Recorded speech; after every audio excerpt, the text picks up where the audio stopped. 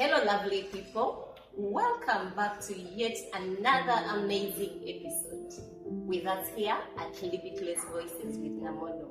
And today I'm joined by an able panel that you're going to be hearing from, and not just hearing, you'll be learning from them because they have juicy stuff for you here, and we are ready to serve you.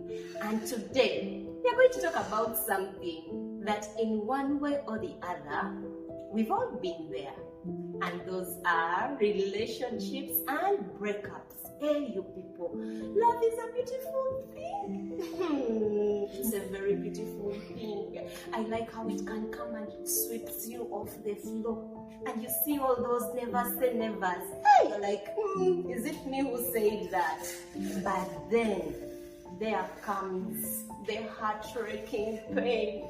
Oh my goodness, you people, it's hard, it's painful, but don't worry. I have a very able panel with me here today, and they will be sharing their experiences. And I'm going to cut it straight to the chase. So I would like to ask Salome and Ambrose, you're married people, and one of the stages of love, you have a situation where you're over the moon there, and then there is that reality check. This is the person. So what has helped you move beyond those stages in your marriages? Like, what are some of the things that have helped you to say, okay, I see this, but stay in love and stay in a relationship with this person here? Yeah. So reality checking your mind. It does happen, but for me, as that happens, you should also know it's happened to the other person. So for me, I would advise what I've seen when that hits. There's some things you can say, can I live with this? Can I not live with this? And also it depends on your expectations. Yes.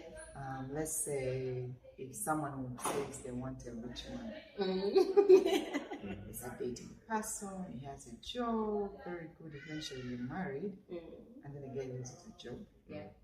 I know there is nothing. You start thinking, okay. Now, for me, in my example, I like to be neat and very organized.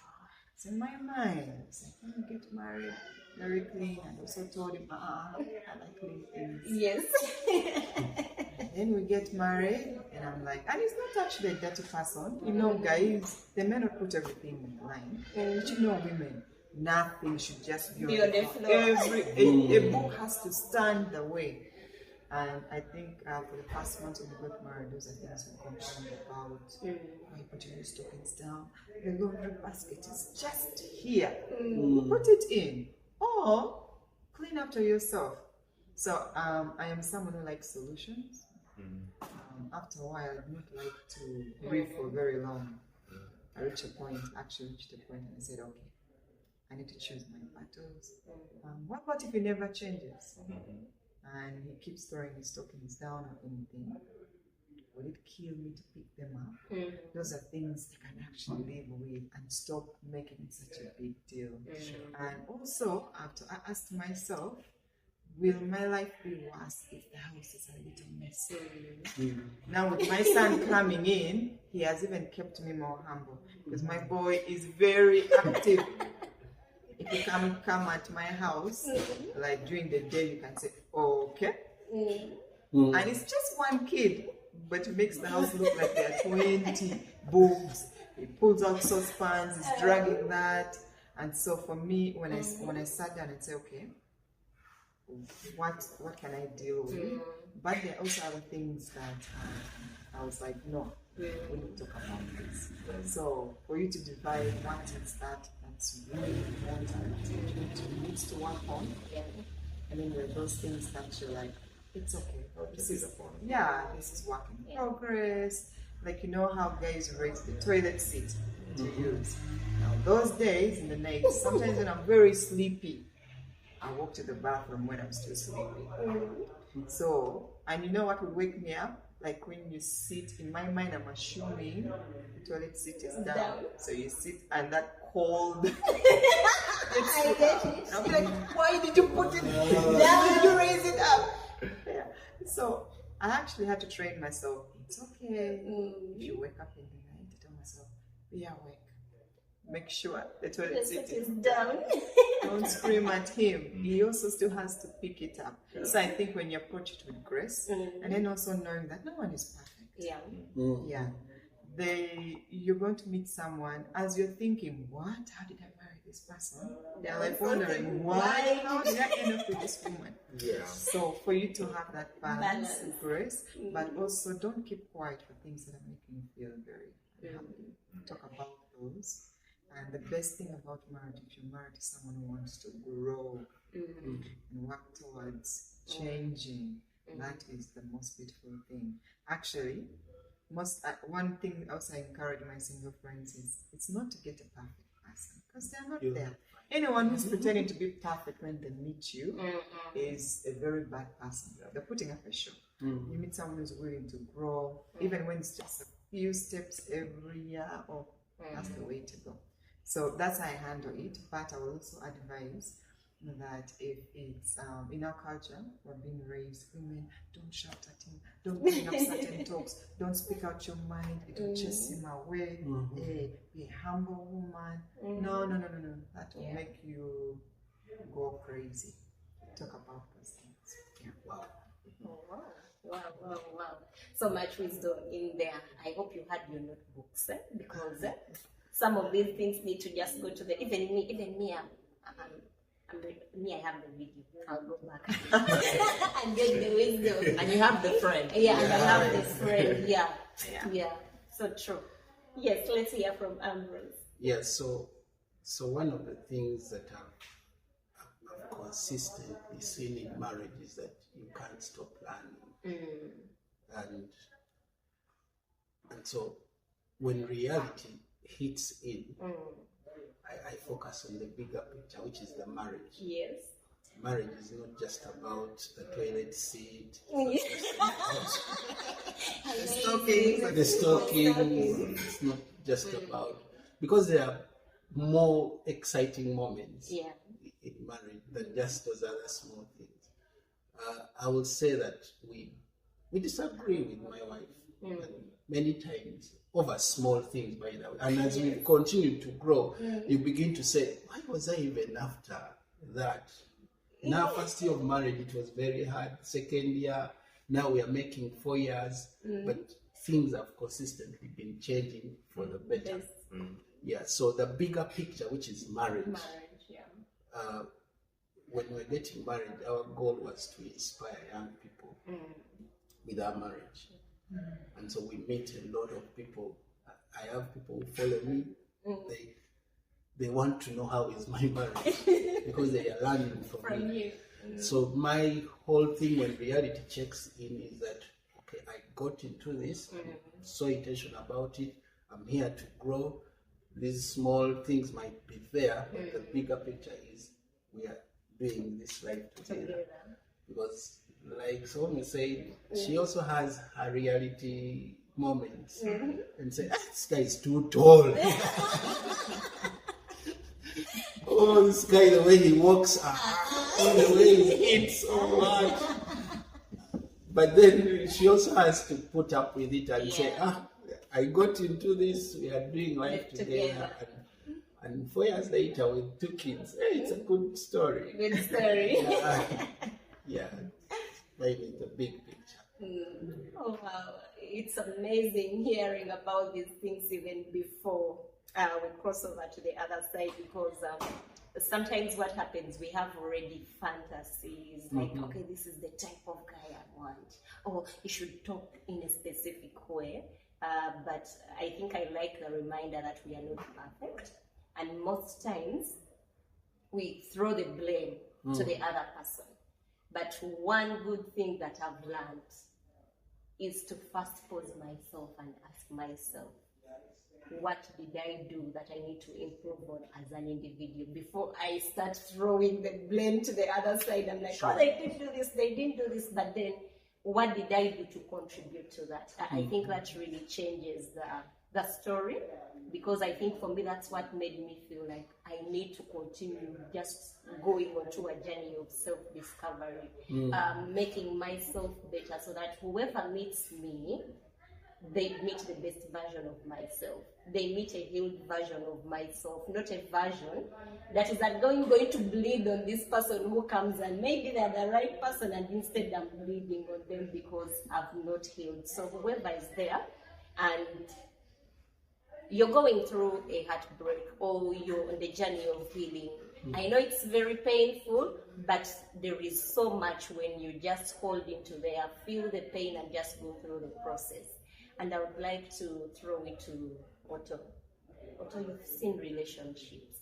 What are some of the things you would recommend if someone is going through a heartbreak that can help them to heal and become better? We work in a school setting, Yes. the four of us, and I've seen, there was a time I saw a girl breaking. When I got to ask her why, she said she was deeply in love. She is deeply in love. What that entailed, possibly I really wanted to understand. But I also knew that a relationship is a decision, it's a choice. Yeah, it is. And so while I tried to understand that she was in love, but also in my understanding, I was like, I think you can make a choice and decision to get out of a relationship, even when it takes a while. And so I didn't approach that with, the thing of coming to fix her and all that. I just wanted to be patient with her and listen to her more. But the one thing I told her was to try as much as possible, accept that guy that you're in love with possibly doesn't want to relate with you. And so acceptance is one of the things. After acceptance, of course, and acknowledging that guy might not be the one, it's now you. Because a healed heart is a proper heart. So you knowing that it's something that's desirable. Everyone wants that. So you choosing to start a process to healing is really up to you. It will take a while, but choose that. And so let it take a while. Do things that will let you, achieve the peace and a calm heart with time. Yeah. So for me, it's time. It's time. Time heals. It takes a bit of intentionality. Even when the excitement of love is there, It's love is desirable. Everyone wants it. Yeah, even I'm here. Oh my. Everyone wants to be in that state. Unfortunately, there are things that govern it and spoils the whole thing. And so when we discover that, then it's us to realize it and want to get to a better place, and that's the healed heart. Exactly. Ambrose, I love your story of how you were able to. You had a breakup because you mentioned that your wife actually at one point broke your heart. And see, here we are, married to her. So what are some of those things that you did that helped you heal and still choose her?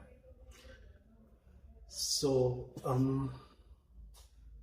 heartbreaks, like the way we are talking about heartbreaks, they can have a serious effect on a person's life and future, and some can even commit suicide. True.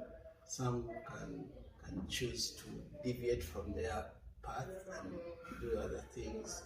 I've seen a person who has left the country and decided to just move away. So the effect of heartbreaks is serious, very serious. So, like the story of my wife and I got my first job during COVID, and ladies love attention. I don't know, is that true? The attention is something in a relationship. For women, it is like Susan just said, I have seen you, and she was very happy because somebody saw her. With details, not yes, just you saw me, but what did you see? What did you the see? red lipstick and all that. So she wanted attention, and I just got my first job. I also wanted to perform well and probation, and it was a demanding job. So the attention I was giving her before I got the job reduced. I would not make frequent calls, messages would not come in time, even responses would not come in time. So I think she got frustrated, and because during COVID time, many people had time. Yeah. You'd just be in the house, watch TV, do a few things, and expect the conversation from you, the person you love. So I think she got frustrated and just ended the relationship. And yet, we had planned to get married. Yeah, so when she ended the relationship, I had, yes, at a point I got her. Okay? Because the things that came to my mind, how am I going to start a new relationship? I was clocking 30, and at 30 I determined that I want to marry at 30. So I was like, how do I set another relationship? This is the person I know. Why has she decided to do this to me and all that? And before I knew it, I think she had started moving on. So I also tried out to move on, but things were not working out. I was like, no. So we broke up for 2 months. Okay. Yeah, but in those 2 months, things were not easy because later after work, you retire to your bed and you begin thinking, right now I'll be texting my girlfriend, talking, having a good time, but now we're not talking. So, so what helped me during that time? I think that's the time I drew more close to God because things were not really working out. It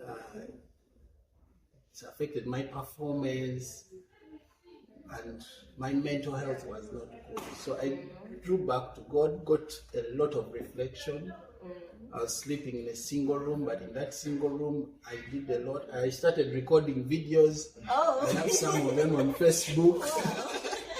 So I started rediscovering myself, and before and after that, I got to meet her, and we had a good conversation. And in that conversation, we actually forgave each other. My story might be different because somebody is going through a heartbreak. Maybe somebody cheated on you. Maybe somebody demeaned you, said things. Maybe the parents of your spouse don't like you. Your partner don't like you. A lot of things can happen around. Yeah. So my story can be different. But what I would say is that time I got more close to God. Yeah, I prayed a lot and studied my Bible, got to discover what God really wanted of me. That is the time I realized that I was actually a pastor and started pursuing that. That's the time I got into studying theology and all that. But later we spoke about it, we had a conversation, and a few moments later we set the wedding date. Amazing. Yeah, but my advice to somebody going through a heartbreak is that God, if you draw close to God, He heals the heart. Yeah. Sometimes the Bible says in Proverbs that guard your heart with all diligence because from it flows issues of life. But again, when you realize the human heart is desperately wicked, the Bible says in Ezekiel, our hearts are wicked, and it's only God who heals them. In Ezekiel, He says He will change our hearts, remove the hearts of stone, and give us the heart of flesh that are responsive to Him. So since a heartbreak affects the heart, draw close to God, and God will heal that heart. Yes. Amen. Thank you, Ambrose. And there is so much in there. I think just allowing yourself to go through the process is really very key. Drawing close to God and saying, hey, this is how I'm feeling, and just letting it out there. What are some of those things that have really helped you to work through breakups? One of them is spending time with God, but I'm also a very practical person. I think the time was heartbroken. I did a lot of exercise. I would run a lot. That helps my body and body. I would do lots of journaling. Did a lot of writing because usually when I write, I'm able to pour out and talk, but also accept. Yeah. Accepting is a process because it's very painful, but also be able to see how did I play in it. For example, that heartbreak. At the beginning, I saw really him. It was just fun. That even when you said you wanted more, I went along with it. So I also chose it. And usually when you accept, hey, I had a part to play in this, now I'm heartbroken, what can I do about it? Also surround your friends, surround yourself with good friends. I have good people I will talk to and say, hey, today I'm not doing well, I don't feel well. And they would validate that it's okay, those days are okay. And then also, I think I really wanted closure. I'm someone. Okay, there are some relationships that you want to maintain the relationship. You want to talk to that person and say, okay, like, what am I trying to say? There are people you can date and like in your life, but there are fast friends, and you don't mind if they're still friends, but have that conversation where the person is honest, they're vulnerable. But I never got that from that person. They never really wanted to admit. They kept on like going in circles. It was me who had to say, okay, I need to be the one to make up that decision. So I think many of us want closure, but the truth is their failure to play a certain role is actually closure. So we need to be able to accept that. And the truth is, not everybody is for us. Not everybody you love is actually a friend. Some people come just to use you. I think when I look back, I feel like I think to him I was just that good girl for university. And then, but he never saw beyond that. And it may have different stuff. Yeah, so that's what I do. Also, exercise, reading. Those are also times I get to travel a lot, change environment. Yeah, grow myself. But I think I spent a lot of time doing fun stuff because there's a lot of distraction. Yeah, and reading. I love novels, so I poured myself in books, and I can tell you I read more books that season than I do in normal time because like after every book I poured my mind into that. Yeah. Wow, amazing. I hope you're taking along this because there is a lot that you can actually try out. What I did was similar, but I think for me the only different thing I did is that I allowed myself to feel the pain. And there was this lady I found online, and she had a podcast, and she was going through a breakup, and then she was just recounting what helped her work through. And she would give like different prompts for you. How are you feeling? So just writing down how I'm feeling, what happened. I think that was very good closure because just me being able to rewrite down what really happened, like it helped me to take off the anger, but also to work through the pain that I was feeling. And every other day I did it, like, how do I feel today? It just kept on changing from day one to until I reached a moment and I was like, oh, thank you. I feel like there was a different shift. I started to feel the joy back inside. But also there is a greatest piece that I did is forgiveness. You know how sometimes things happen and you're like, oh, well, how would they do this to me? I can never forgive them. And I swear, I think there is a time I was like, if I had a gun, I was going to shoot them. I'm extreme.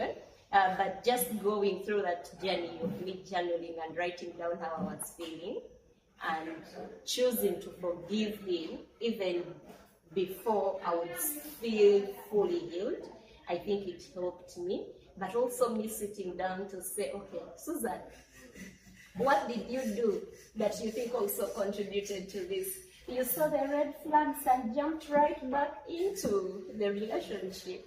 So you had already made, yes, I had a very big role because I saw it, ended the relationship, and I took myself back in.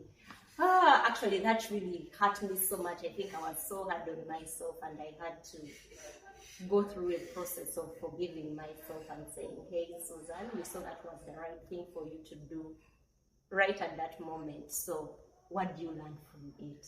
Next time you choose to do better. So that really helped me. And of course, taking on different opportunities where I would just give it my all, study, do things to the best of my ability, made me feel that I have purpose and it's not really time to just that. And also there is an aspect of, hey, you're growing old. I think I've put that pressure off myself because I'm not going to rush onto something. I know there is no one who is perfect, but I think I've seen people use this word so many times, like, you're not going to find someone perfect, but in the sense of, you have someone in that inbox, why don't you just go with them? So to my fellow single people there, true, there is no one who is perfect, but don't jump to the next person because everyone is saying there is no one perfect, and bambi, they don't even match up to anything that you want, and you're jumping onto the next right person into your inbox. Take your time. It is okay. People get married at 40. Hey, I'm still here. I'm not exposing my age. Sorry. Ojo is laughing. I'm not exposing my age. I know you'll get someone. Don't rush into another relationship. Give yourself time to heal. So as we are winding up, my lovely people, what is that one word that you would like to give to the person who is on the other side of the screen? They might be going through a similar situation. What is one word that you would like to leave for them? It's okay.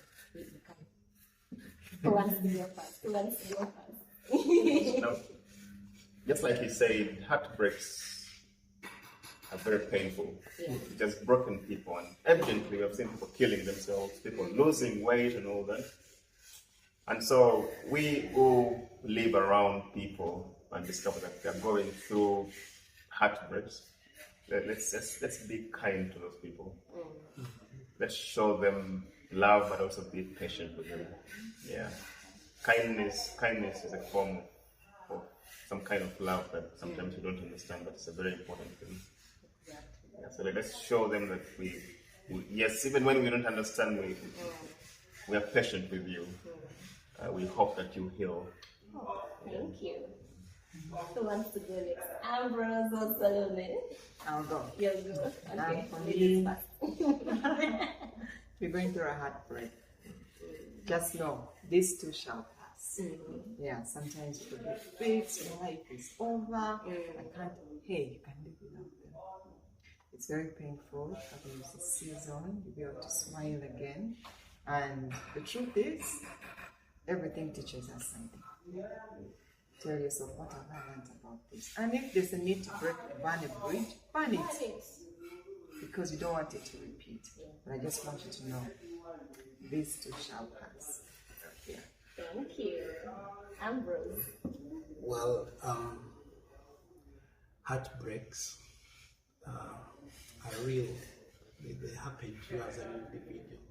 But what I want to let people know is that sometimes you don't need to go through a heartbreak just alone, because you end up in self-denial and make wrong decisions.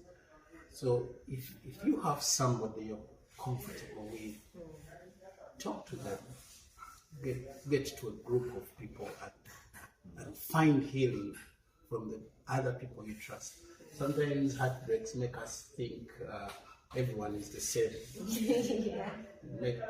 Men are this, ladies are this, or women are all like this. No, not everyone is like the person that broke your heart. There are other people that can be trusted, and with discernment, God can help you find the right people to talk to help you heal. And please, when you heal, be careful. And that's why I want to encourage people to turn to God. The Bible says He directs our path. sometimes a heartbreak is the way God is saving you from something. It's the only way He can do it because He knows you're big-headed. The only way He can help you get out of something worse is to get a heartbreak, heal you, and then continue with the journey. So sometimes we might overblame ourselves, but God is helping us out of something. So those are like 3 things. Get somebody to talk to. Please trust again. And with forgiveness, please forgive and trust again. Then turn to God. God will help you heal. But also know that you have a bright destiny that God has planned for you, and He's directing you. Maybe it is one of the things that is helping you get to a better path. Wow. So much wisdom, you people. Still taking it all in. Thank you, Ambrose. Thank you, Otto. Thank you, Salome, for joining me to have this conversation. I know some of these things, you know how you're like, how do I put my story out there? Thank you for allowing me to share your stories. I know there is someone out there that they will really help to make a better decision. And even me, I had things I was speaking from here and there from your marriage journeys, and yes, choosing to do better next time. But as you're there, don't forget to continue reinventing yourself, making yourself better. Don't limit yourself. Allow yourself to fly. Allow yourself to take on new opportunities, because when you do that, you keep becoming better, but also you learn how to handle things differently. And of course, forgive yourself. Do you know it's easy for us to forgive other people? But then it's so hard for us to forgive ourselves. So please have grace on yourself, forgive yourself too, and give yourself the love that you would give to other people. So thank you so much for joining us today for this episode. And if you really liked this, please consider subscribing. Let's continue growing this community. Comment, like, and let us know. Have you ever been through a heartbreak? How was it? And what are some of the things that really helped you to heal and become better? Thank you so much from us to you. Bye-bye. Bye.